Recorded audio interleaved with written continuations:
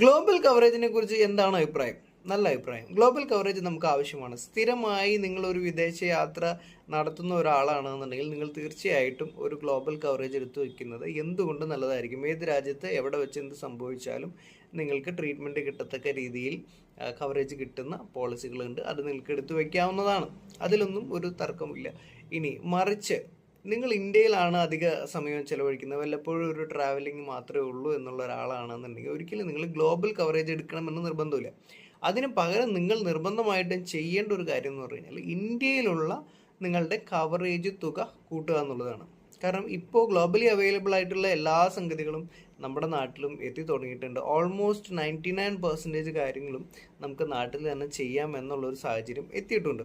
ഇപ്പോൾ നമുക്ക് അറിയാവുന്ന ഒരു കാര്യമുണ്ട്, ടയർ 1 സിറ്റീസിലാണ് ഈ വക സംഭവങ്ങൾ കൂടുതലും ആദ്യമായിട്ട് എത്തുക. അവിടുത്തെ നമ്മൾ കോസ്റ്റ് നോക്കുകയാണെന്നുണ്ടെങ്കിൽ കൂടുതലായിരിക്കും. അപ്പോൾ ഏതെങ്കിലും ഒരു സാഹചര്യം